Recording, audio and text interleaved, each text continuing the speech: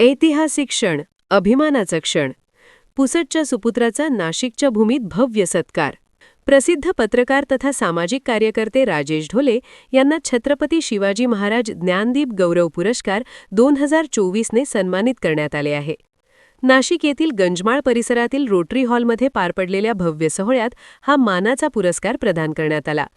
ज्ञानदीप सामाजिक विकास संस्था, महाराष्ट्र राज्य यांच्या वतीने आयोजित या कार्यक्रमात संस्थेचे अध्यक्ष डॉक्टर अनिल आठवले, सचिव मिलिंद कळवणकर, विलास पांगारकर, आयटकचे राजू देसले, आपलं महानगरचे वरिष्ठ उपसंपादक चंद्रमणी पटाईत, रिपब्लिकन सेनेचे जिल्हाध्यक्ष अविनाश शिंदे, पत्रकार जिजा दवंडे, शिवव्याख्याते सचिन देवरे, सुनंदा पाटील, नीलिमा साठे, रवींद्र गायकवाड, मदन बढे या मान्यवरांच्या हस्ते राजेश ढोले यांना हा पुरस्कार प्रदान करण्यात आला.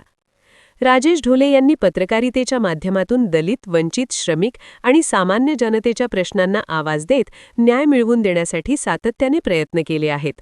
तसेच सामाजिक, सांस्कृतिक आणि विविध क्षेत्रात त्यांनी उल्लेखनीय कामगिरी बजावली आहे.